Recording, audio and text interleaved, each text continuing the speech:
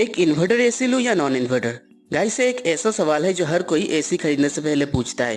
और हम में से ज्यादातर लोग ही सही से एक इन्वर्टर और नॉन इन्वर्टर एसी का फर्क नहीं समझते और अपने जरूरत को ना समझते हुए एक गलत एसी ले आते हैं। गाइस, एक एसी खरीदने से पहले सबसे ज्यादा जरूरी होता है ये सिलेक्ट करना कि आपको एक इन्वर्टर एसी चाहिए या नॉन इन्वर्टर।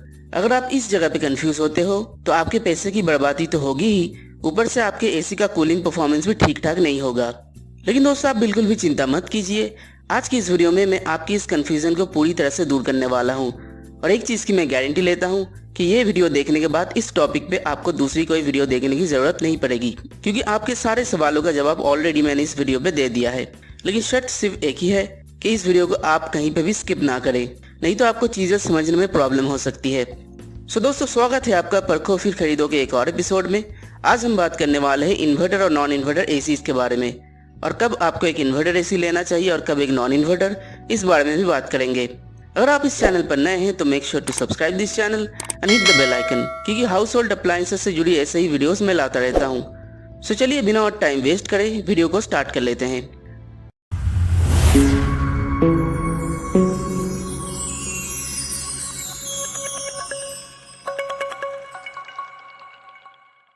सबसे पहले गाइस थोड़ा समझ लेते हैं कि ये इन्वर्टर और नॉन इन्वर्टर है क्या। उसके बाद मैं आपको बताऊंगा कि कब आपको एक इन्वर्टर एसी लेना चाहिए और कब एक नॉन इन्वर्टर।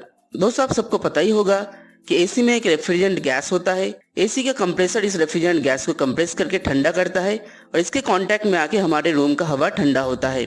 और दोस्तों, यहाँ पर ही इन्वर्टर और नॉन इन्वर्टर की बात आती है।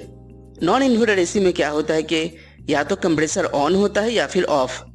जब कंप्रेसर ऑन होता है तो वो अपने फुल स्पीड में काम करता है और हाईएस्ट जितना बिजली वो कंज्यूम कर सकता है उतना ही बिजली कंज्यूम करता है। और जब रूम के अंदर आपका सेट किया हुआ टेम्परेचर अचीव हो जाता है तो कंप्रेसर बंद हो जाता है और एसी अपने फैन के जरिए ठंडी हवा आप तक पहुंचाता है। फिर जब जरूरत हो तो कंप्रेसर फिर से ऑन हो जाता है और ये प्रोसेस चलता रहता है। लेकिन एक इन्वर्टर एसी में कंप्रेसर कभी ऑफ नहीं होता, कंप्रेसर हमेशा चालू रहता है और उतना ही स्पीड में काम करता है जितना जरूरी हो। जब ज्यादा पावर की जरूरत होती है तो ज्यादा बिजली कंज्यूम करता है और जब कम पावर की जरूरत होती है तो कम बिजली कंज्यूम करता है। यानी सीधे सीधे आप ये समझ सकते हो कि एक पर्टिकुलर टाइम में कूलिंग देने के लिए जितना बिजली कंज्यूम करना चाहिए, एक इन्वर्टर एसी का कंप्रेसर उतना ही बिजली कंज्यूम करता है, ना कि उससे 1 यूनिट कम या 1 यूनिट ज्यादा। लेकिन नॉन इन्वर्टर एसीज में जब भी कंप्रेसर काम करता है तो अपने हाईएस्ट पीक पे बिजली कंज्यूम करता है। गाइस, ये पार्ट आपने ना भी समझा हो तो कोई बात नहीं, लेकिन नेक्स्ट पार्ट का आप ध्यान से सुनना, क्योंकि अभी हम बात करने वाले हैं कि कब हमें एक इन्वर्टर एसी लेना चाहिए और कब एक नॉन इन्वर्टर। दोस्तों, आपको एक इन्वर्टर एसी लेना चाहिए अगर आपका रूम एयर सील्ड है। दोस्तों, नॉर्मली जिन रूम्स में खिड़की और दरवाजे बंद किया जा सकता है उसे एयर सील्ड रूम कहा जाता है, क्योंकि जब एसी ऑपरेट करता है तो रूम के खिड़की दरवाजे बंद होते हैं। लेकिन मान लो किसी रूम का दरवाजा नहीं है, उसके बदले दरवाजे में सिर्फ एक कर्टन लगा हुआ है, तो वैसे रूम को हम एयर सील्ड रूम नहीं कह सकते। ऐसे रूम के लिए आपको एक नॉन इन्वर्टर एसी लेना चाहिए। अगर आप एक साल में डेली बेसिस पे 6 घंटे से ज्यादा एसी को चलाने वाले हो और वो भी साल में 6 महीने या फिर उससे ज्यादा, तो फिर आप एक 5 स्टार इन्वर्टर एसी लो। इससे 20 से 25% तक आपकी बिजली की बचत होगी। और अगर आपका एसी रोज 6 घंटे से ज्यादा चलने वाला है और वो भी साल में 4 महीने के लिए, तो आप एक 3 स्टार इन्वर्टर एसी लो। इससे आपके 15% तक बिजली की बचत होगी। लेकिन गाइस, अगर आपका एसी रोज 6 घंटे से कम इस्तेमाल होने वाला है और वो भी साल में 4 महीने या फिर उससे कम टाइम के लिए, तो फिर आप एक नॉन इन्वर्टर एसी लीजिए। इससे आपको एसी सस्ता पड़ेगा और बिजली के बिल को लेकर भी आपको टेंशन लेने की कोई जरूरत नहीं। दोस्त, अगर आपका रूम टॉप फ्लोर पर नहीं है और आपके रूम के ऊपर डायरेक्ट सनलाइट नहीं पड़ता या फिर थोड़ी ही देर के लिए सनलाइट पड़ती है, तो आप एक इन्वर्टर एसी लो। लेकिन अगर आपका रूम टॉप फ्लोर पर है या फिर आपके रूम में डायरेक्ट सनलाइट पड़ता है, तो आपको एक नॉन इन्वर्टर एसी लेना चाहिए। क्योंकि गाइस, जब आपके रूम के दीवारों पे या छत पे ज्यादा देर तक डायरेक्ट सनलाइट पड़ता है तो जाहिर सी बात है कि आपका रूम बहुत गर्म हो जाएगा। ऐसे में आपको अपने रूम के अंदर इंस्टेंट कूलिंग की जरूरत है। एक नॉन इन्वर्टर एसी ऑन करते ही उसका कंप्रेसर फुल स्पीड में काम करना चालू कर देता है और आपका रूम जल्द से जल्द ठंडा होता है। वही इन्वर्टर एसी रूम को ठंडा करने के लिए थोड़ा टाइम लेता है। लेकिन दोस्तों, अगर आप अपने एसी का इस्तेमाल दिन में 6 घंटे से ज्यादा करने वाले हो, वो भी साल में 6 महीने से ज्यादा, तो इन दो कैटेगरीज में से आप चाहे किसी भी कैटेगरी में फॉल करते हो, मैं आपको रेकमेंड करूंगा कि आप एक इन्वर्टर एसी ही लो। दोस्तों, अगर आप जहां रहते हो वहां पावर कट ज्यादा नहीं होता तो आप एक इन्वर्टर एसी लो, क्योंकि अनइंटरप्टेड पावर सप्लाई मिलने पर इन्वर्टर एसी धीरे धीरे रूम को ठंडा करता है और आपके रिक्वायरमेंट के अनुसार आपको एक स्मूथ और यूनिफॉर्म कूलिंग एक्सपीरियंस देता है। लेकिन अगर आप जहाँ पर रहते हो वहाँ पावर कट एक आम प्रॉब्लम है, तो आप एक नॉन इन्वर्टर एसी लो, क्योंकि एक नॉन इन्वर्टर एसी ऑन करते ही अपने मैक्सिमम कैपेसिटी में काम करना चालू करता है और आपके रूम को भी मैक्सिमम कूलिंग देता है। सो अगर पावर कट होता भी है तो आपका रूम पावर कट होने के बाद भी बहुत देर तक ठंडा रहेगा। दोस्तों, अगर एक इन्वर्टर एसी खराब हो जाए तो उसके रिपेयरिंग में खर्चा बहुत ज्यादा आता है। इन्वर्टर एसी में 2 पीसीबी होते हैं, एक आउटडोर यूनिट में और एक इंडोर यूनिट में। आउटडोर यूनिट रूम के बाहर डायरेक्ट सनलाइट और धूल मिट्टी से एक्सपोज होता है, इसलिए उसके खराब होने के चांसेस थोड़े ज्यादा हैं। और गाइस, अगर ये एक बार खराब हो जाए तो इसके रिप्लेसमेंट में आपको 20,000 तक का खर्चा आ सकता है। वही नॉन इन्वर्टर एसी में एक ही पीसीबी होता है और उसके खराब होने के चांसेस नेग्लिजिबल हैं। और ये खराब हो भी गया तो आपको इसको रिप्लेस करने के लिए सिर्फ 5,000 तक का ही खर्चा आएगा। सो गाइस, एक इन्वर्टर एसी खरीदते वक्त आपको पीसीबी वारंटी जरूर चेक करना है।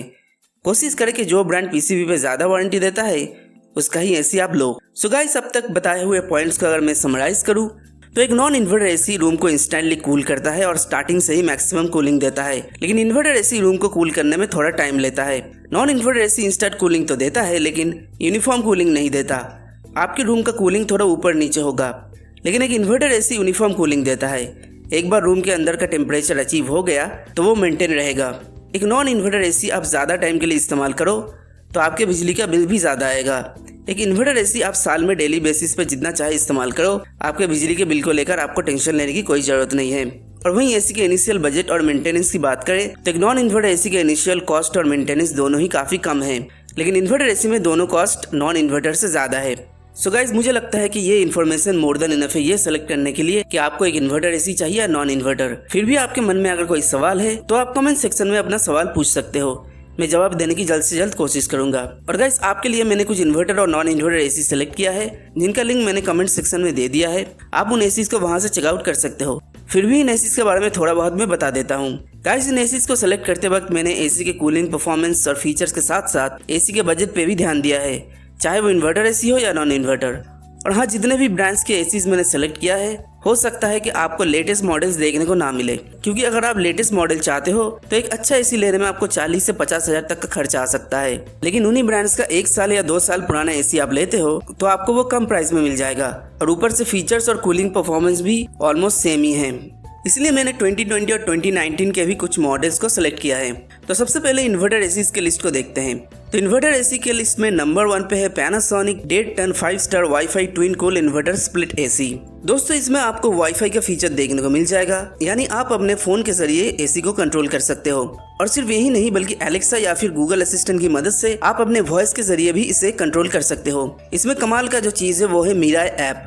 दोस्तों, इस ऐप की मदद से ही आप वॉइस कंट्रोल कर सकते हो, या फिर एसी में कोई प्रॉब्लम आ जाए तो ये आपको अपने स्मार्ट डायग्नोसिस फीचर की मदद से अलर्ट सिग्नल भेजता है और आप इस ऐप के जरिए सिर्फ 1 टच से ही सर्विस के लिए रिक्वेस्ट भेज सकते हो। इसके अलावा भी इसमें आपको कस्टमाइज स्लीप प्रोफाइल, स्टेबलाइजर फी ऑपरेशन और ट्विन कूल इन्वर्टर जैसे फीचर्स देखने को मिल जाएगा। इसके साथ आपको 1 साल की प्रोडक्ट वारंटी, 5 साल की पीसीबी वारंटी और 10 साल की कंप्रेसर वारंटी मिल जाएगी।